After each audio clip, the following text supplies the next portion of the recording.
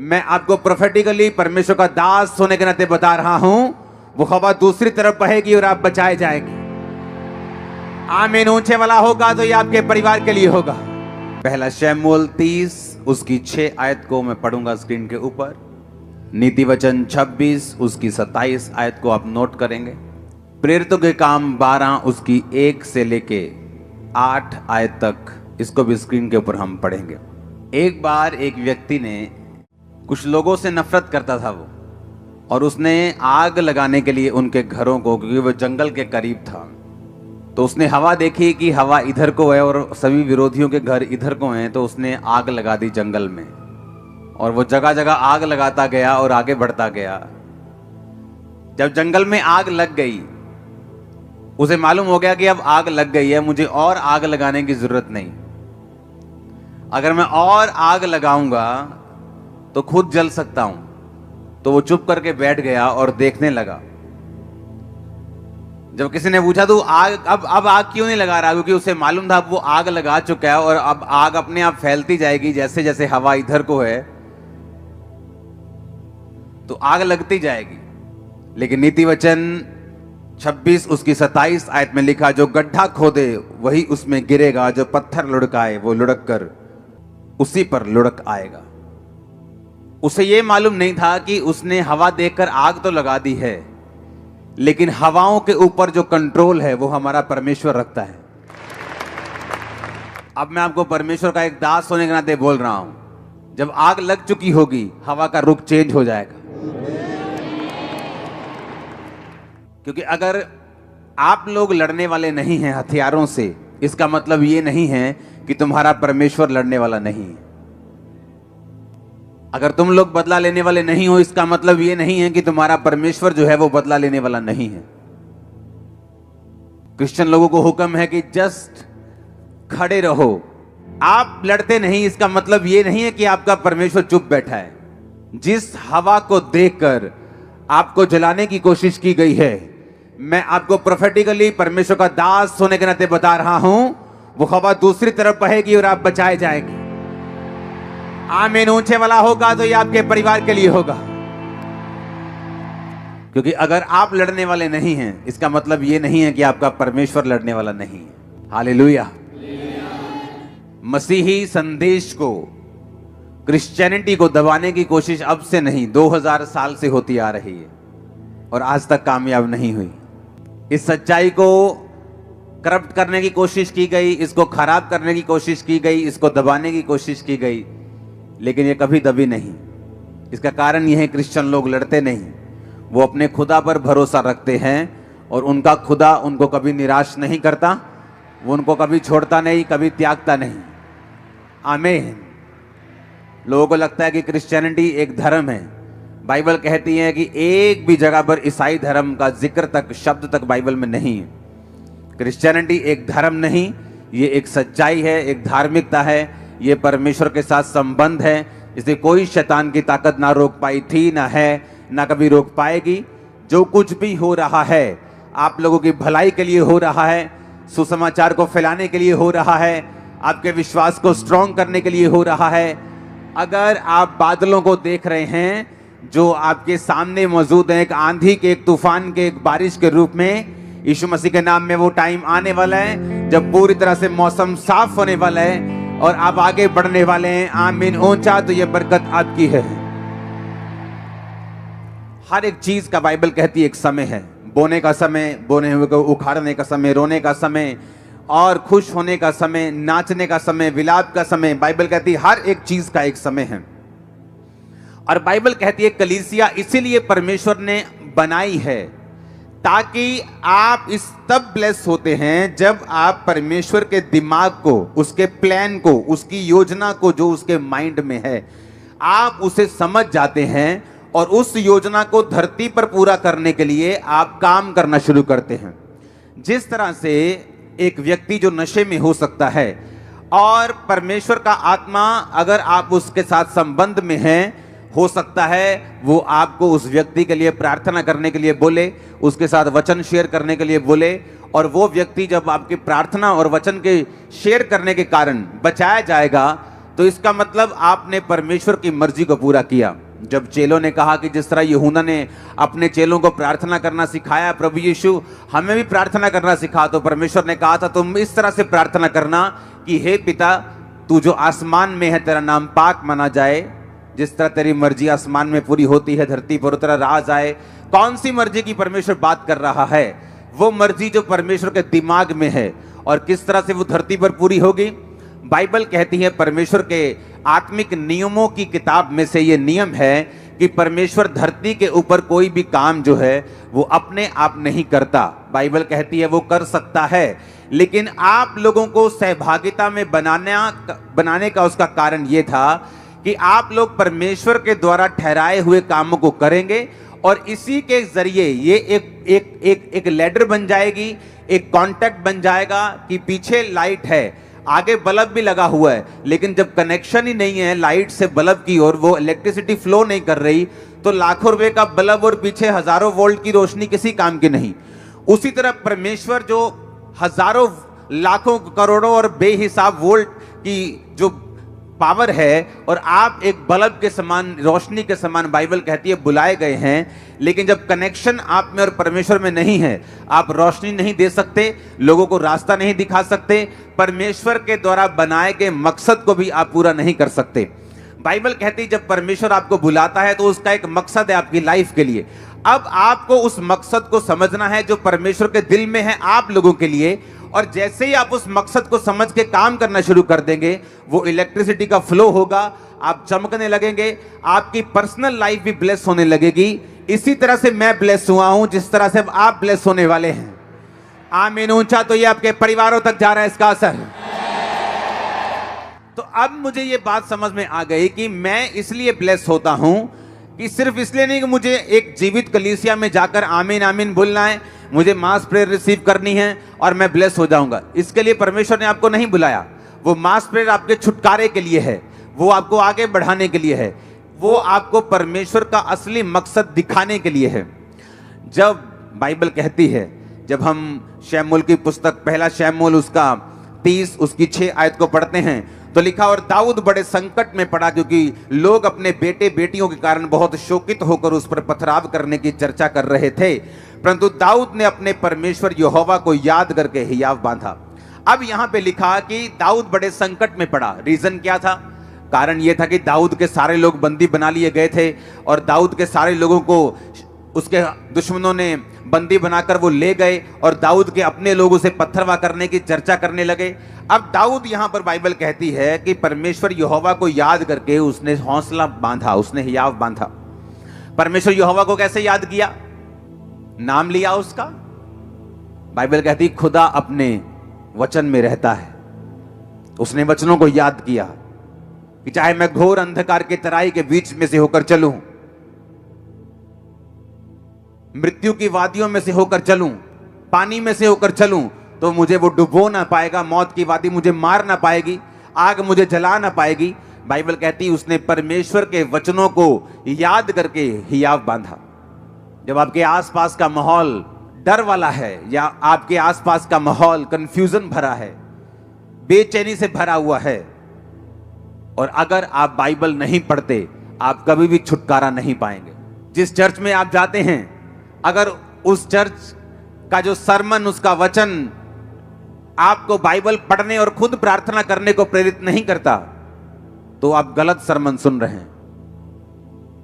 दाऊद ने, बाइबल कहती, यहोवा के वचन को याद किया, क्योंकि जब माहौल आपके आसपास इतना खराब था, तो बाइबल कहती है कि दाऊद ने यहोवा के वचन को याद किया, स्मरण किया और हियाव बांधा, और उसके वचन को याद करके दाऊद ने अपने मन में मनन करके परमेश्वर में हियाव बांधकर आगे बढ़ा, और वो बचाया गया। जब विरोध होता है, आपकी लाइफ में कुछ परीक्षाएं आती हैं, या बीमारी की एंट्री होती है, या कुछ परीक्षा की एंट्री होती जो परमेश्वर की ओर से है, सबसे अधिक जो आपको उस समय चाहिए वो परमेश्वर का वचन है।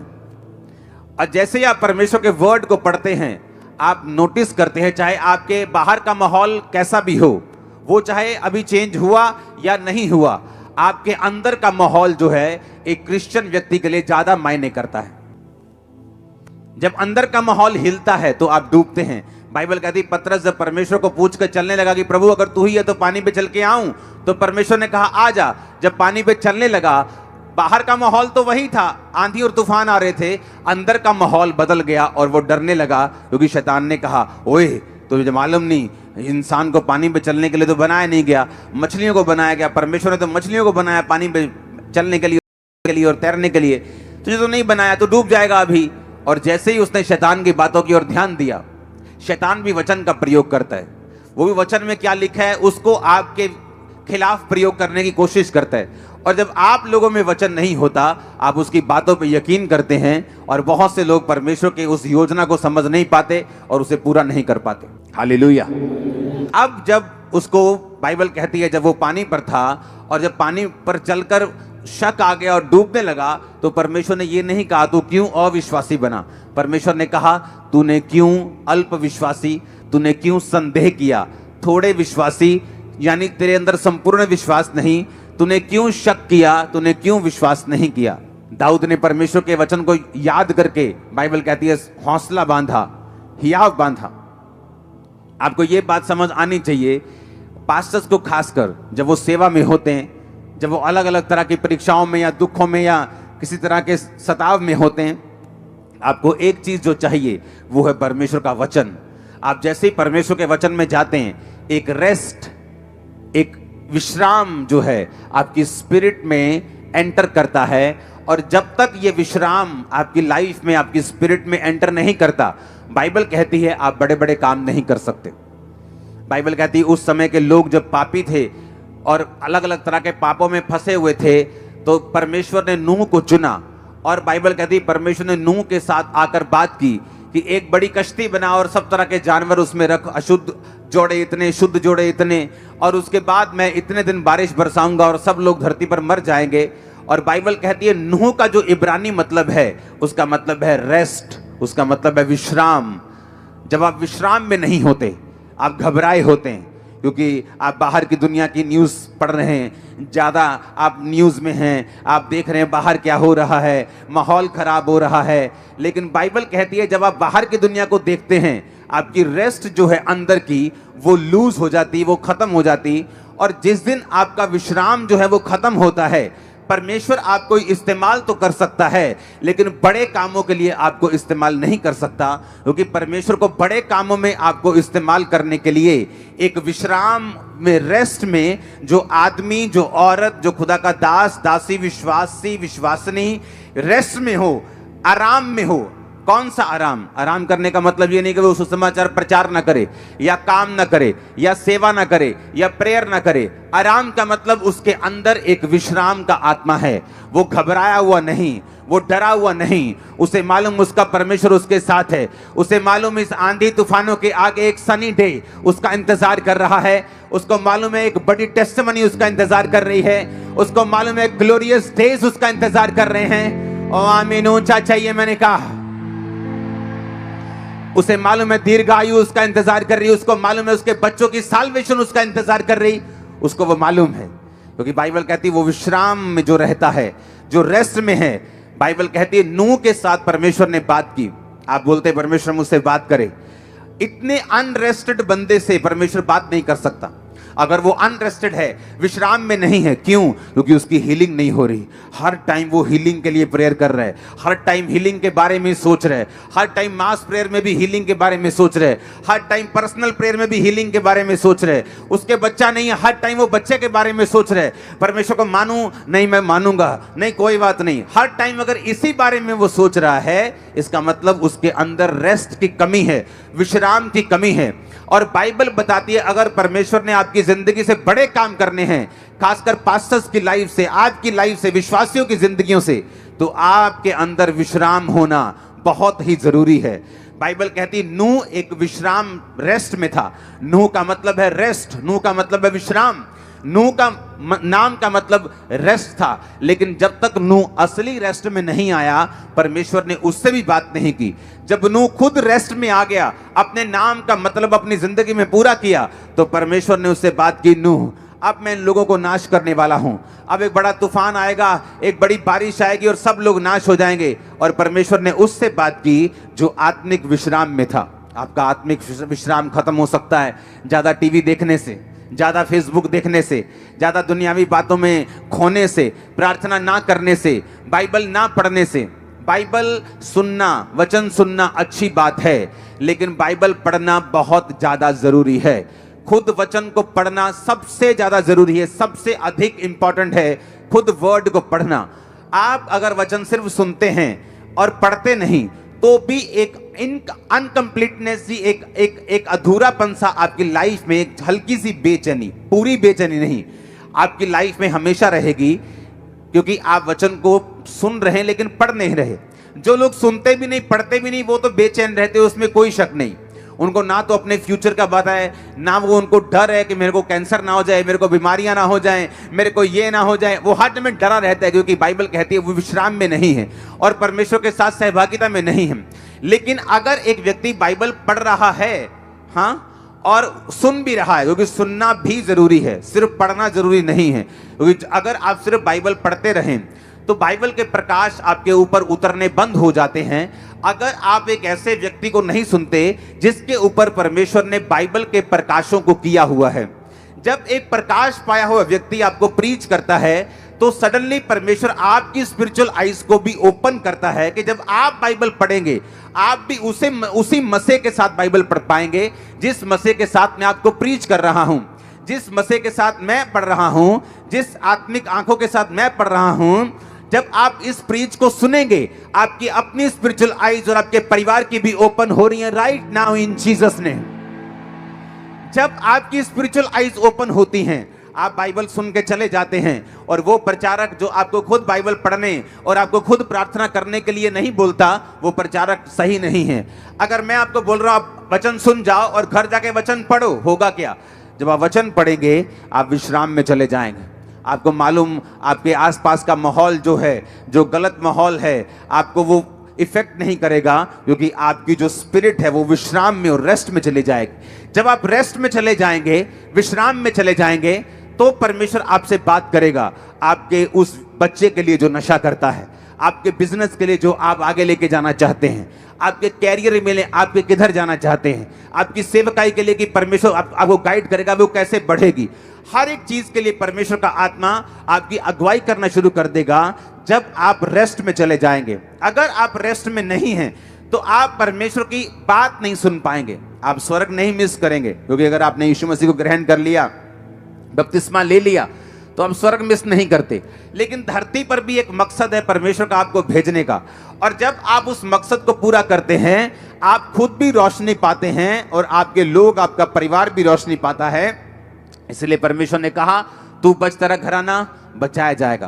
क्योंकि जब तू कनेक्शन कर लेगा और तू जग जाएगा, तू ऑन हो जाएगा, तेरे लोग भी रोशनी पाएंगे, तेरा परिवार भी रोशनी पाएगा, तेरे बच्चे भी रोशनी पाएंगे, तेरा भाई भी रोशनी पाएगा, क्योंकि तू मेरे साथ कनेक्टेड हो चुका है। आमीन। जो भी आपको बताया गया उसे कवर करो। और यही इन्हीं चीजों में आपकी ब्लेसिंग है, इन्हीं चीजों में आपकी आशीष है कि जो परमेश्वर की राइट नाउ नीड है, उसके लोगों को जो जरूरत है उसके अनुसार प्रेयर में जाना, ये आपको चाहिए। आमीन। और जब उसके अनुसार हम प्रार्थना करेंगे हम बचाए जाएंगे, हम ब्लेस्ड भी होंगे। उसके अनुसार प्रार्थना करेंगे, परमेश्वर हमारी दिक्कतों को भी दूर करेगा, वो बीमारियों को भी दूर करेगा। क्योंकि एक्चुअल में परमेश्वर ने जो कुछ भी आपको देना है वो अपनी मर्जी से देना है और अपनी ग्लोरी के लिए देना है और अपनी महिमा के लिए देना है, उसके नाम को ऊंचा करने के लिए देना है। God bless you all. वो आपको सेम ना रहने दे। आमीन। ऊंचा ये बरकत आपकी है। हमारे YouTube चैनल को सब्सक्राइब करें ताकि आप परमेश्वर के गहरे वेदों को जान सकें कि कैसे आप परमेश्वर में बढ़ सकते हैं, कैसे आप दुष्ट आत्माओं से, नशों से, बीमारियों से और वंशों के श्रापों से आजाद हो सकते हैं।